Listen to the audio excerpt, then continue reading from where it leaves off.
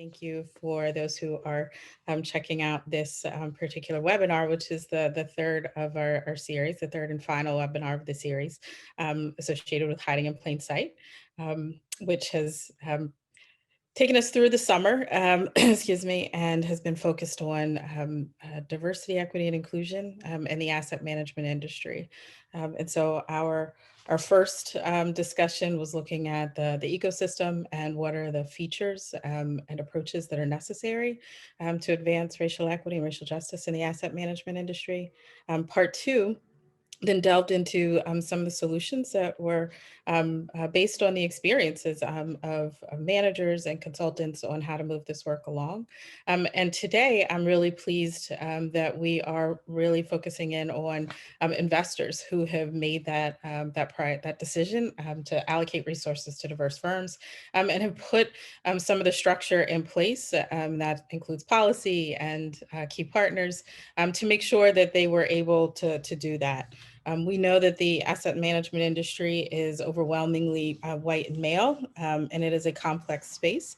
But the forces that have allowed it to remain that way for so long are coming under scrutiny these days. And so with a time where statements condemning racism and support of Black Lives Matter, I think the question still remains, what does commitment look like? And what needs to happen so that more resources can be moving and that we are really moving the needle on the 1.5% that is of the $69 trillion asset management industry that's currently being managed by BIPOC and women-owned asset management firms. So I'm really excited today to speak with two leaders in this space who have who've made the allocation, like I said, who've built programs and process that was being intentional and prioritizing diverse asset managers.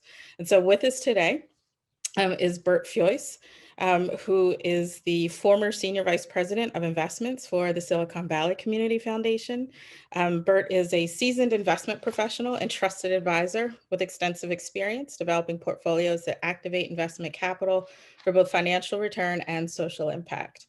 In his former role, Bert oversaw all aspects of investments, including working with the foundation's consultant to increase allocations to diverse-owned asset managers. And Bert is a pioneer in mobilizing direct impact investments from donor-advised funds. He's also credited with developing the Social Impact Pool, which is a top-performing impact investment portfolio for donor-advised funds. Before joining Silicon Valley, Bert served as the Senior Vice President in a variety of marketing and product development roles for Franklin Templeton Investments. We also have with us today, and thanks Bert for being here. We also have with us today AJ Hernandez, who is the Director of Emerging Managers for the New York State Common Retirement Fund. And that's a $7 billion commitment to over 120 emerging firms across all asset classes. So before joining New York State Common for actually a second tour, AJ was the co-founder and managing partner of Yorkstone Management PR, LLC, a boutique capital financing firm based in New York and Puerto Rico, focused on funding working capital to small and medium-sized businesses.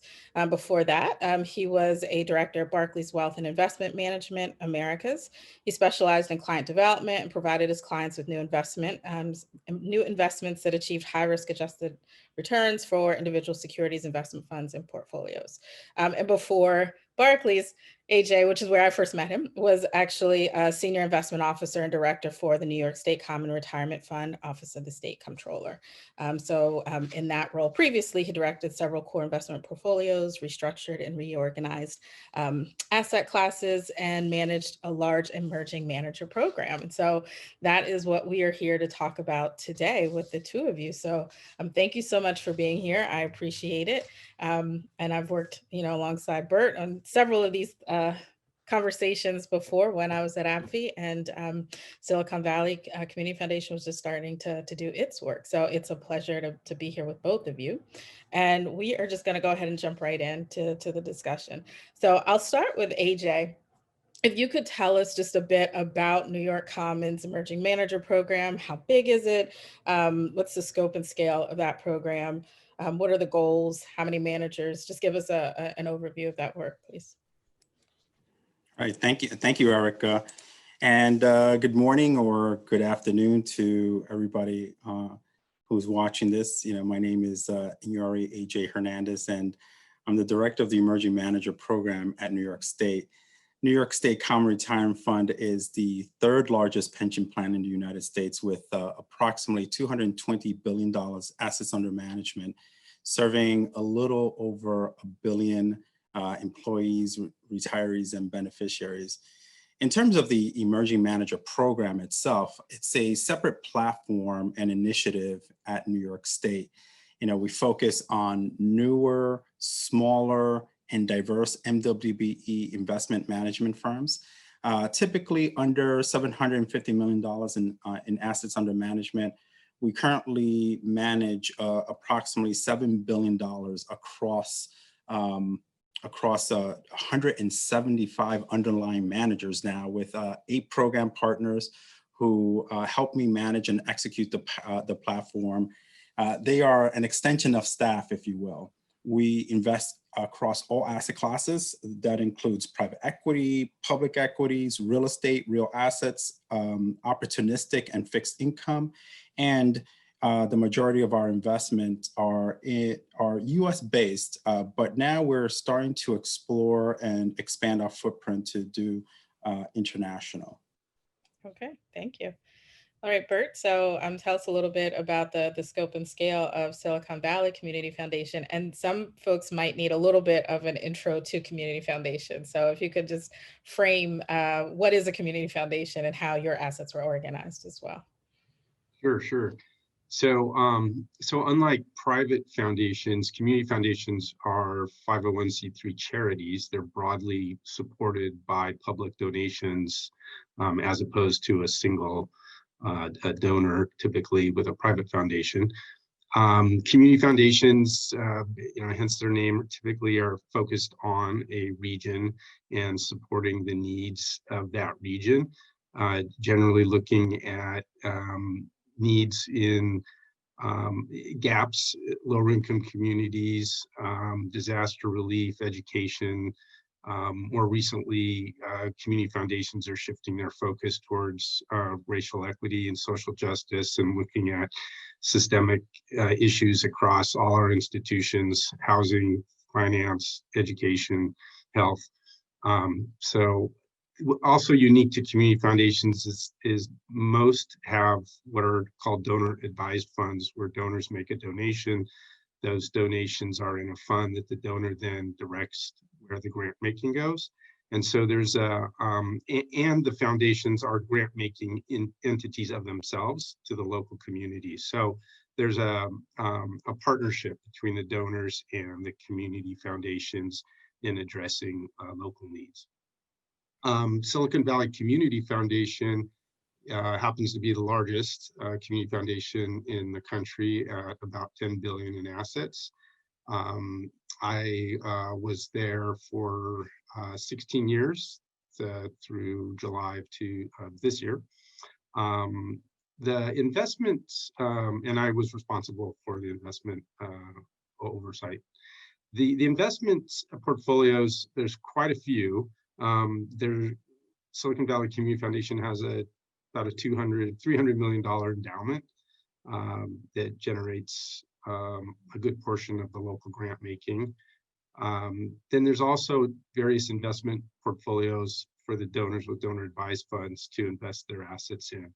And those would range across the risk return continuum, from cash to short-term bonds, balanced, growth oriented, and then the social impact pool, which was also growth oriented, but sought to integrate ESG and deeper impact strategies.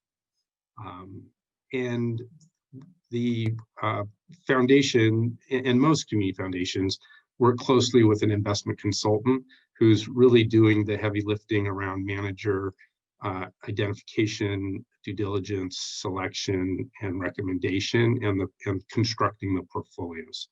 So my job was to work with the investment committee, the investment consultant to oversee and implement these portfolios.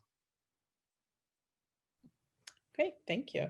Okay, so two very different types of investors. And AJ, you came back to New York Common. So this is your second tour in this particular program. So you were building it previously, got to go out, be in the world for a little bit, and then come back. And so now you are seeing the fruits of your labor initially, but then also potentially some of the things that you might do differently. So if we think about this as a masterclass for institutional investors that may be considering this, what would you say? Well, like, why did you all decide to do it? What were some of the things that you had to put in place initially? And then looking back now, as you've returned, that are a little bit different or that you might modify moving forward? Excellent question. You know, the first time we put this together, you know, it was very intentional. You know, the Comptroller of the state of New York, Tom DiNapoli, came, and you know, one of his hallmark and to being the Comptroller was to have an emerging manager and diverse program. And I think that's where it starts, right? It really does start out at the top, and that really attracted me. I know I've always investing and diversity has always been part of my fabric and the fabric of this organization, given that you had Tom DiNapoli kind of heading the organization. So it's always been part of the organization's DNA and certainly been my DNA. When we initially started, we were just trying to figure out, like, how do we just enter the market? How do we source managers? So when we started this, one of the things that we did was launch an RFP to see who was out there to try to help us build this platform. And you'll be surprised, at the time, there was not a lot of fund managers. There was not a lot of consultants focused on the smaller and diverse and NWBE managers, asset managers. We ended up going with, at the time, which was Bank of America, now HarborVest. That's where we started in terms of private equity, and Mullen Monroe. And as a result, that kind of kicked off things and really helped us define. They helped us, I would say, define and refine, what it is that we were trying to accomplish. So, I think the first half was building the program, and from there, it was, how do you manage the program? What are the policies that needs to go in place? What are the procedures that needs to go in place? So, in building that, I thought, obviously, from my perspective, the portfolio was already working. It was going in the right direction. I took a 5-year hiatus and came back. I love the space, and being an emerging manager myself, in the last 5 years, it gave me a different perspective. So, being here now for a second time, sort of the second tour of duty, I would call it, I get to see what has been working, and I get to see where I can make improvements. And one of the things that I've noticed is that you have emerging managers, Fund 1, Fund 2, Fund 3, and one of the things that I've discovered is that even when a manager goes beyond Fund 3, which is typically where we typically stop, they may still be small. So how do you continue to invest with those great performing managers? So, part of what we've been working on is creating a transition program where managers graduate who are larger, who are too large for my emerging manager program, but still too small for the core portfolio, can transition into sort of this, next stage of pool of capital available to them. So that was one way that, we're working internally to change. And the other, I would say, we are also looking to invest directly.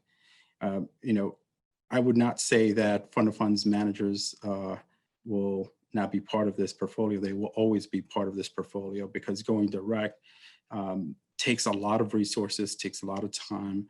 You're typically looking at 1 or 2, maybe even 3 managers a year when you go direct. So if you take 3 managers a year over 5 years, that's just 15 managers. That's just not a scalable program. So fund of fund managers will always be part of this portfolio.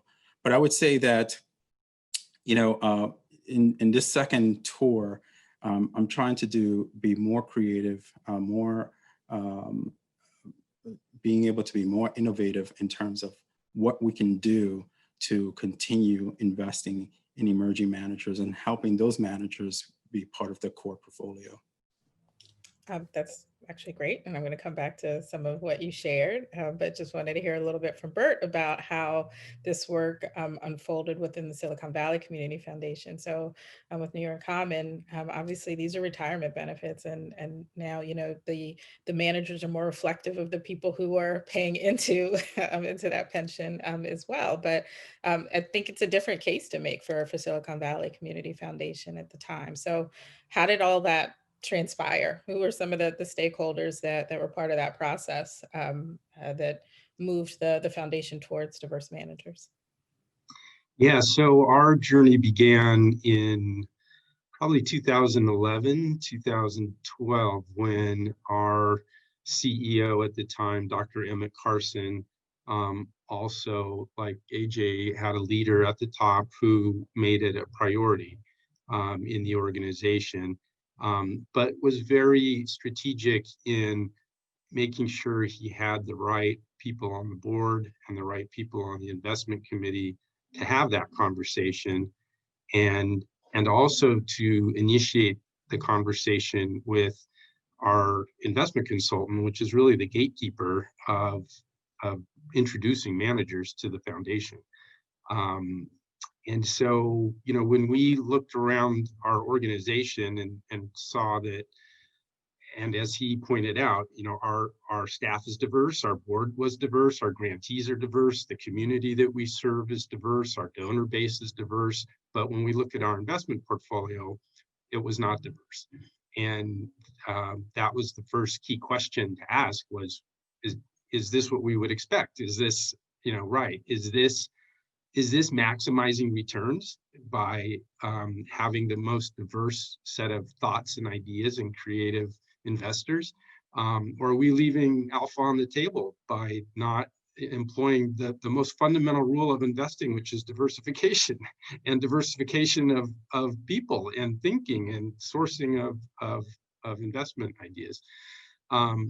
So we really challenged our consultant to show us that their process was inclusive and that their sourcing, vetting of managers was an inclusive process.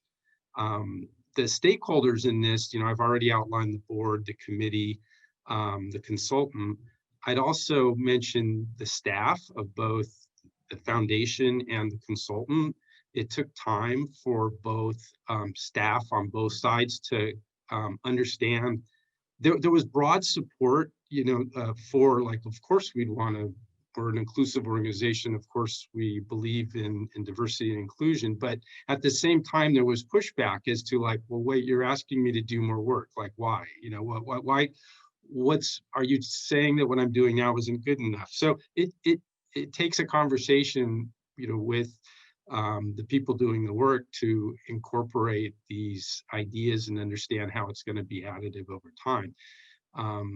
It also took time just to modify processes and systems and to engage with diverse manager communities and like-minded investors and networks and conferences. And, I heard on some of your past webinars, the same notion that, I think 3 years is what it took us. I heard Tiffany at Momentum, say the same thing. Took her like 3 years to really build a network. And then also this in the stakeholder group, I would put the field at large. You know, we knew as the largest community foundation, people watch what we do, and that if this was really the appropriate way to embrace all of your fiduciary duty, that we wanted to model that as you know, what going forward should look like in the field. And then there's our donors. We had to demonstrate to our donors who had their assets allocated to these portfolios and to the nonprofits and the end beneficiaries that we were still focused on performance first and foremost, and that this wasn't a subsidy or a grant type of activity. This was, we fully expect, or I should back up, we reject the idea that somehow identifying diverse managers is contrary to generating returns, and that we fully expect to maximize returns through diversification. AJ, I saw you nodding your head because it sounds like some of this was probably familiar to you in your process as well. What were some of the sources of pushback or some of the challenges, either in the launch for New York Common or, you know, again, as you're moving this work forward? I think, Bert definitely alluded to some of it already, but, at the end of the day, everybody has to be on board. Leadership needs to be on board. You need your asset class heads to be on board. You need the people who work within those asset classes to be on board, and you need a team. For us, we decided that we were going to have a director, and we were going to build a team around the director to be able to help some of the asset class teams, because at the end of the day, these teams are writing $300, $400 million checks to individual investment.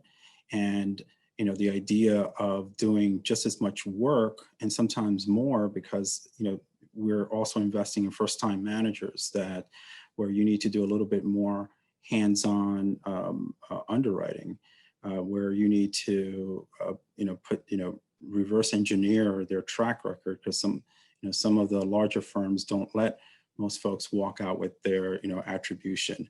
So being able to have a team, being able to have everybody on board is very important to the success of the program. And again, that's what really attracted me the second time around. I saw a cohesive message to the marketplace, and I just wanted to be, I still wanted to be a part of that message. And now more than ever, given what's going on in the marketplace, I think it's important to be in the marketplace. And I agree, diversification is key and performance is key. We always start with performance and end with performance. Otherwise, these programs will never work. That's right.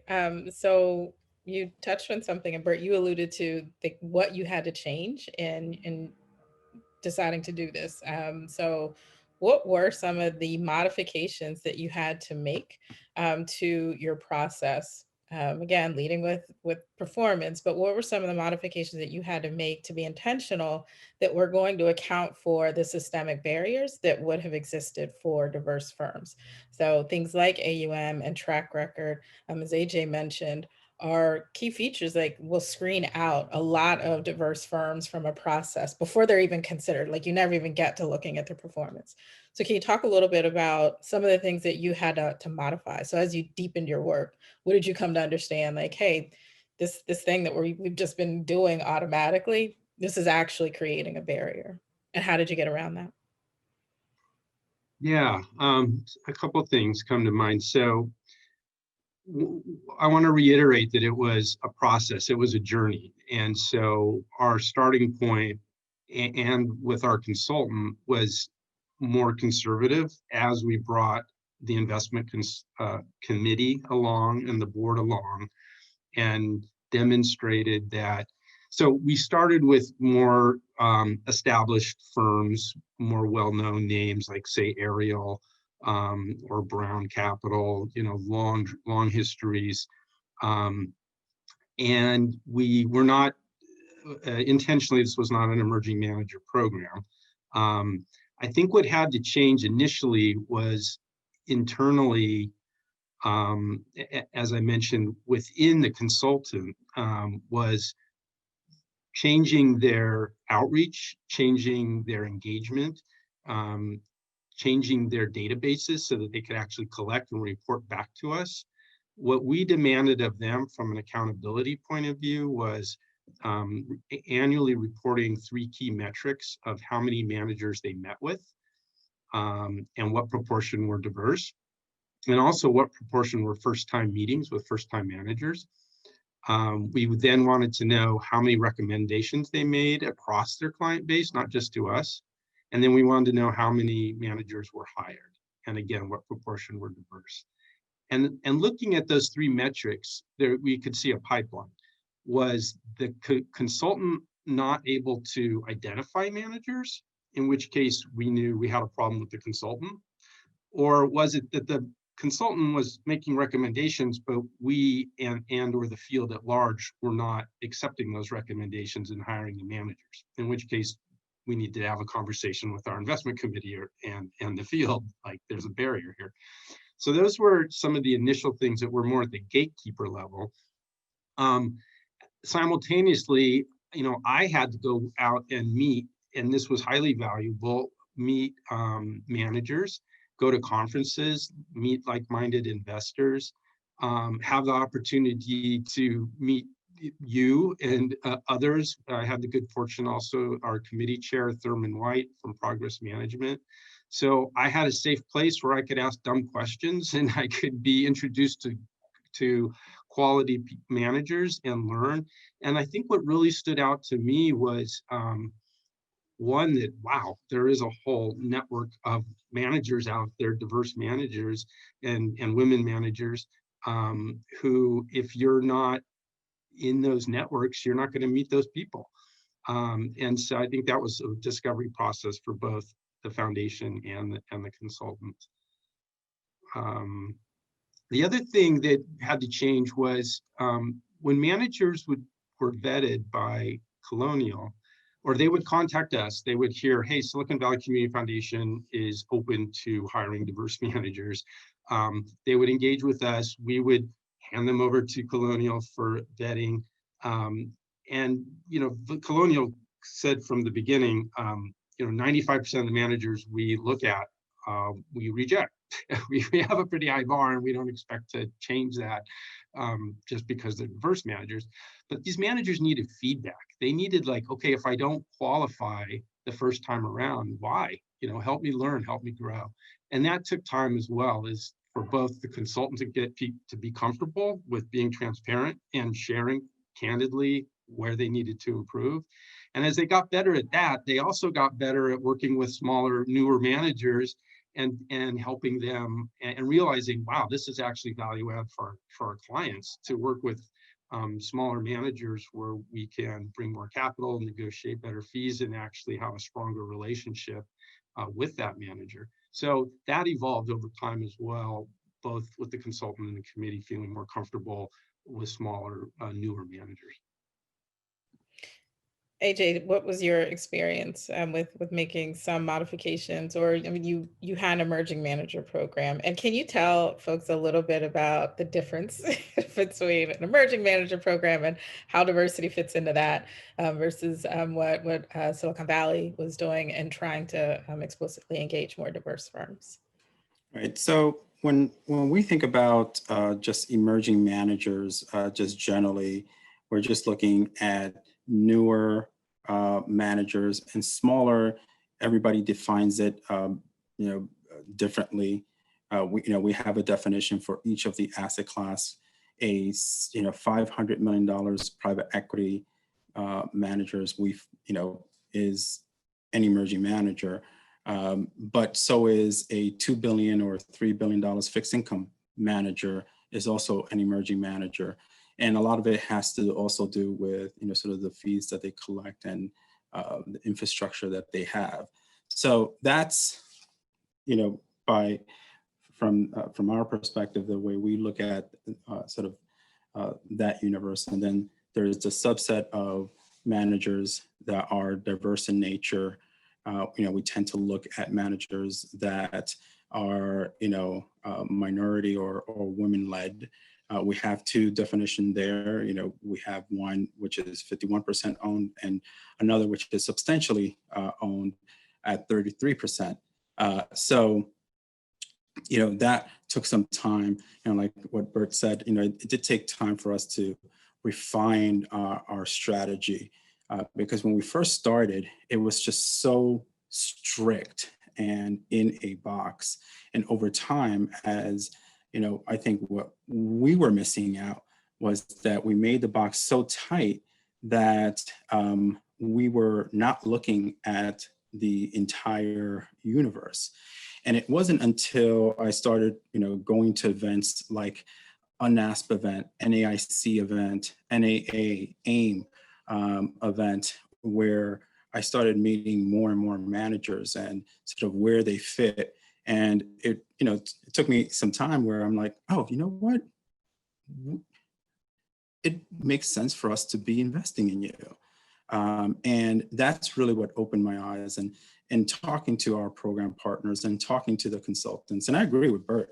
It took us some time to refine our process, specifically as to who do we consider an emerging manager. Sometimes, just as an example, there were times where we would have a group spin out of a larger organization.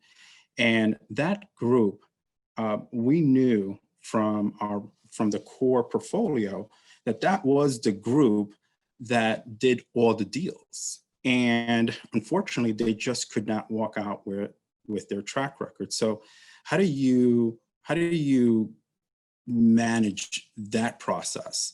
And we almost had to define the process of working with spin-out groups, and how do we reverse engineer their track record? How do we sit down and get comfortable with the fact that these were investors, but now they're investors and operating a company? So part of sort of my push to some of our program partners and consultant was, part of what we need to also be doing is helping them understand what the back office needs. Who are the vendors that they can, call on for compliance, for accounting. So effectively creating a list of folks that these emerging managers can tap into.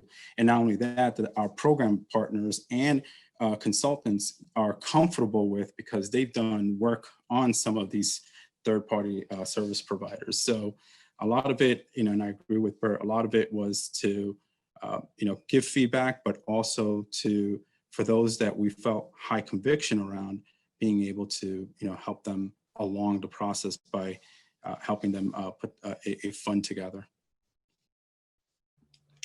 That's pretty amazing. And again, intention, right? So when you come across the barrier, how do we address that in this process so we can achieve this outcome? So one of the questions that very often comes up is what's enough, right? Like how much of, either how many managers or how much of our endowment with foundations, like what's enough? So Bert, I know we've talked about this before, and what's enough? Is it okay? We've got 25% of our endowment or our assets that are managed by diverse firms. Is it, what's enough? Is there enough? Yeah, that's a good question and something we've certainly wrestled with.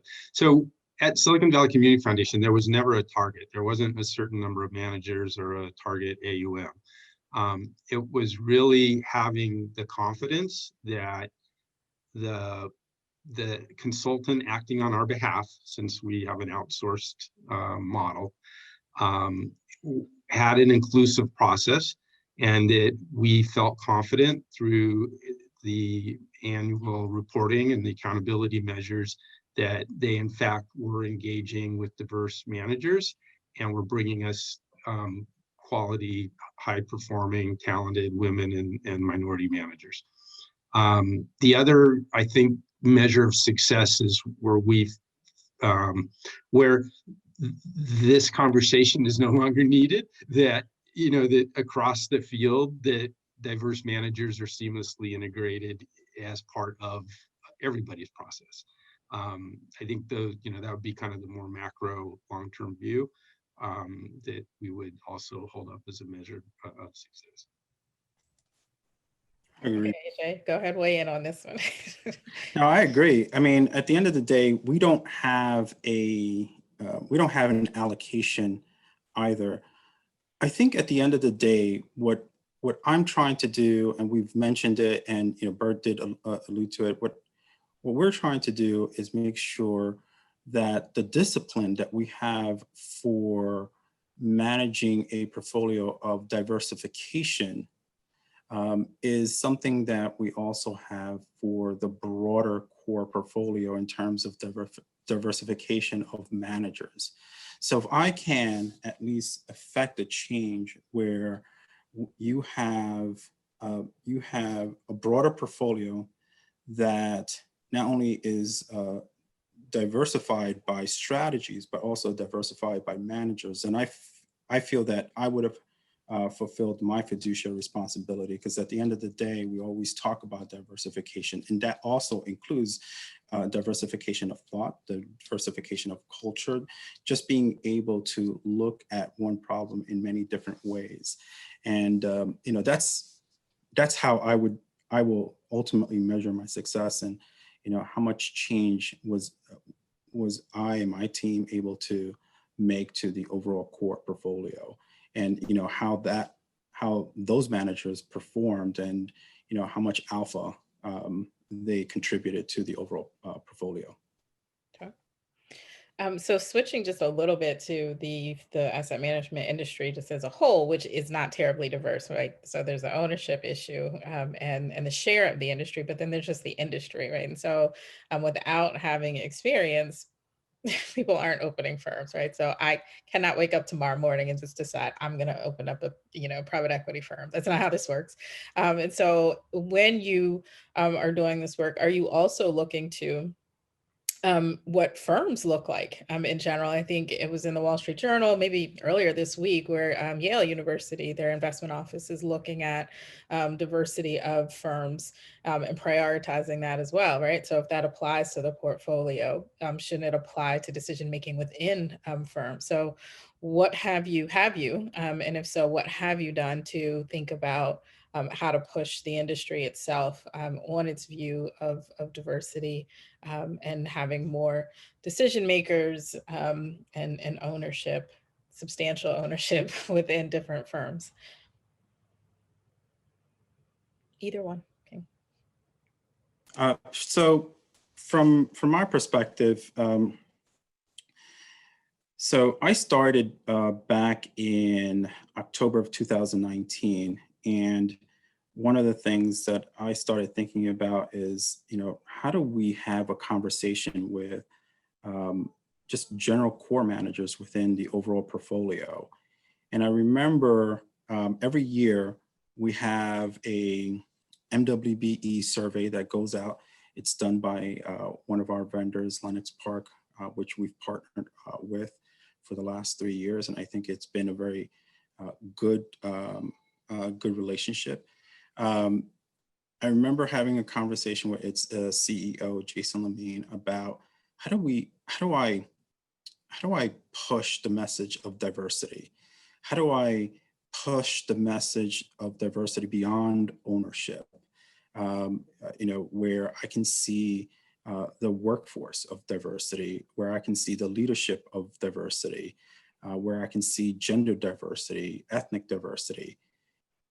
He smiled and he's like, I've been working on something that helps investors measure just that.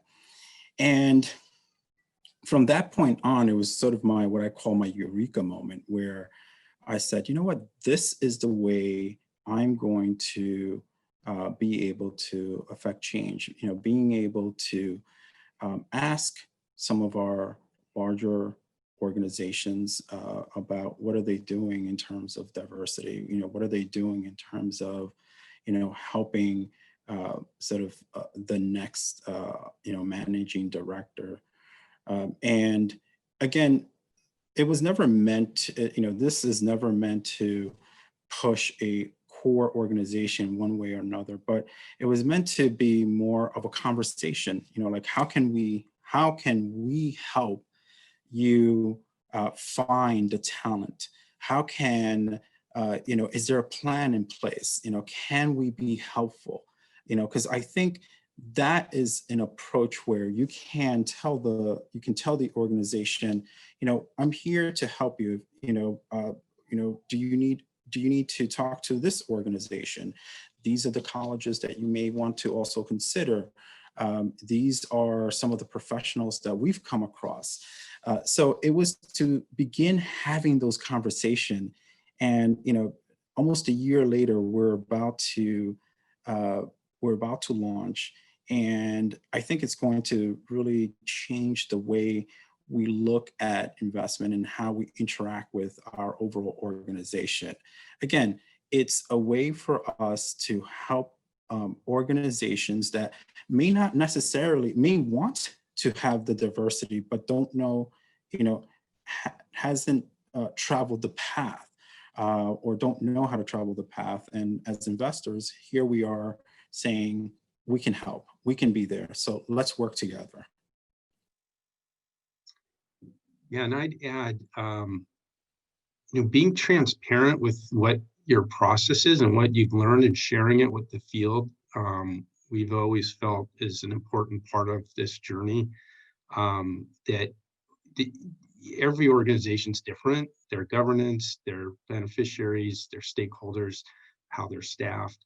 And so there's no one right path, but by sharing examples of how different practitioners are approaching this, like we're doing today, helps the field at large. So an important part is, and if you go to the Silicon Valley Community Foundation website, there's a whole page on manager diversity with past reports and white papers and blogs, where we've been trying to share, here's what we've learned for the benefit of the field.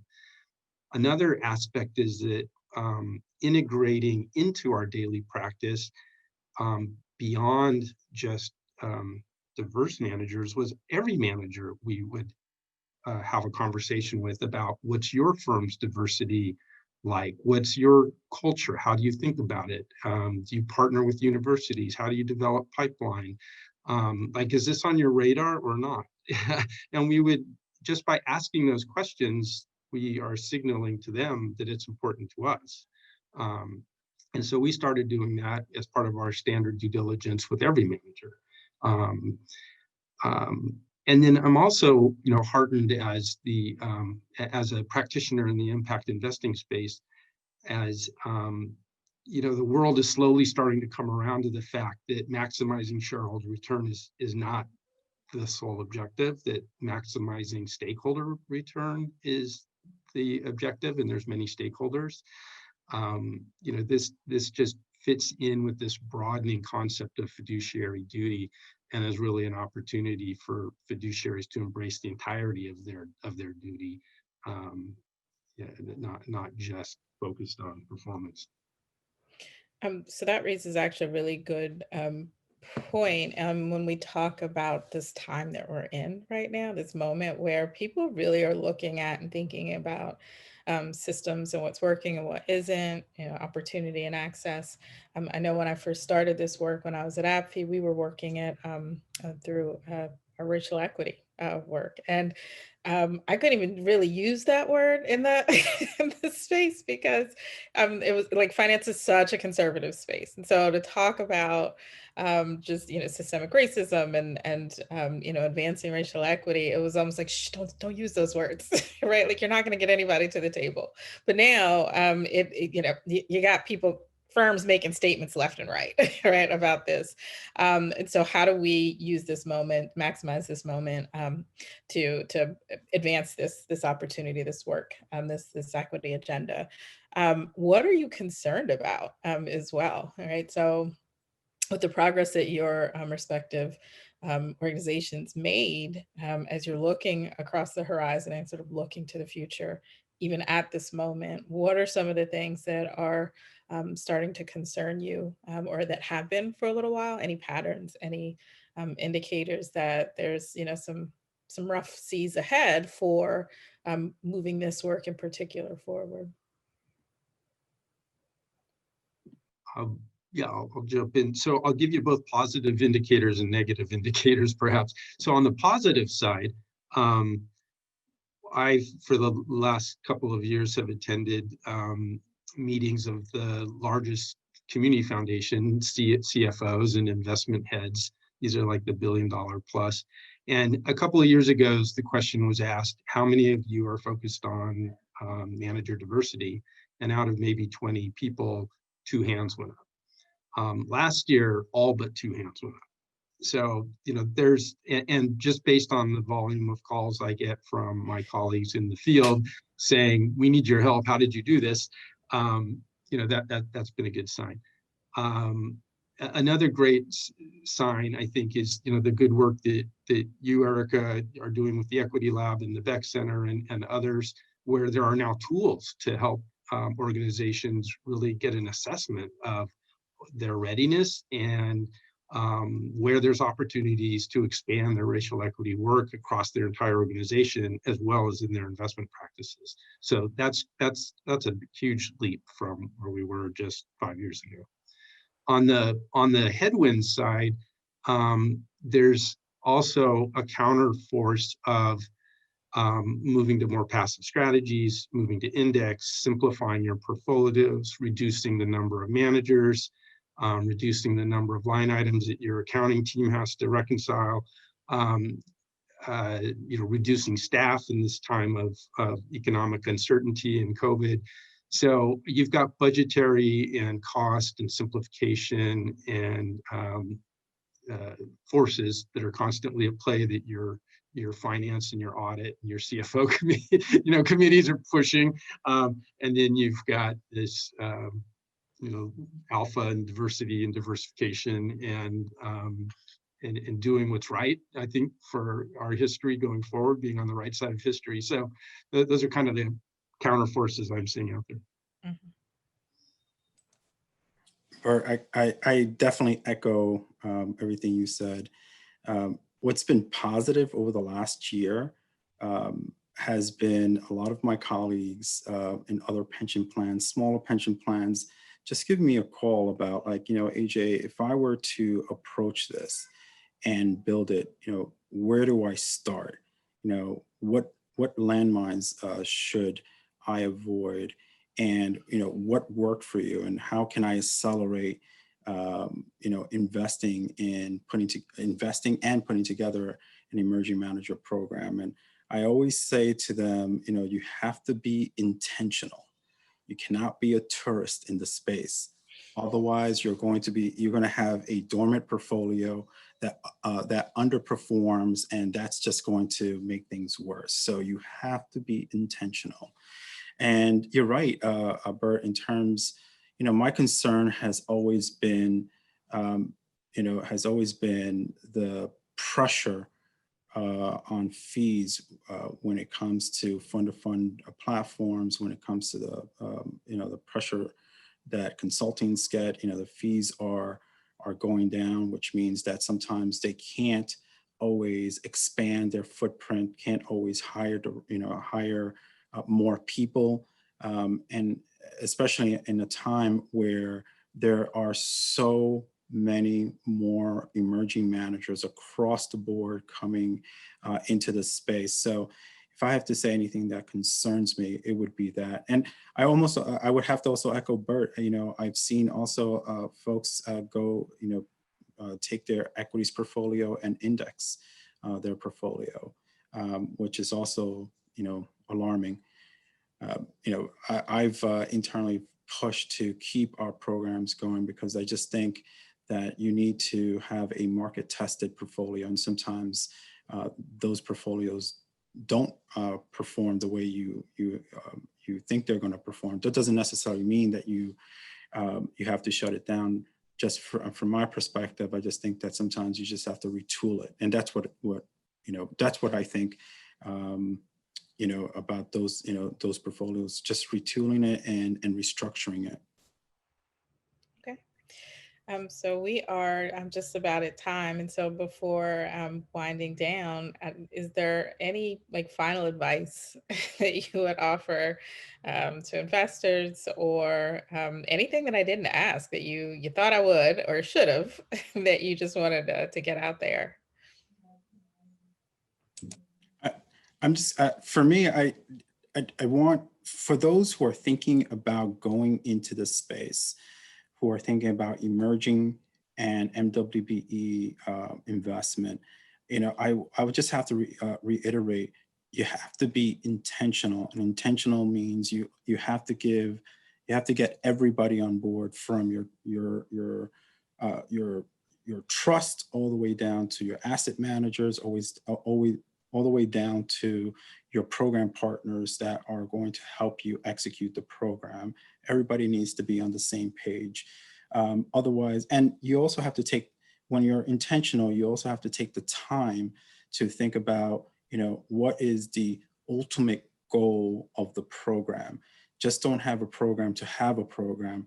What is it that you're trying to change? What is it that you're trying to do to the overall portfolio? And, otherwise you're just not going to have, a well-versed emerging and MWB portfolio. I think, that is the one message I would like to send to those who are thinking about putting a platform together. Yeah, I totally agree with AJ. I would just reemphasize that, in that the organizations that I've seen move fastest either have a committed CEO or board chair or investment committee chair, and if they don't, then they bring in somebody who that group is going to respect, and can educate them and inform them on why this is important and how to go about it, and kind of jumpstart them. So I think, yeah, that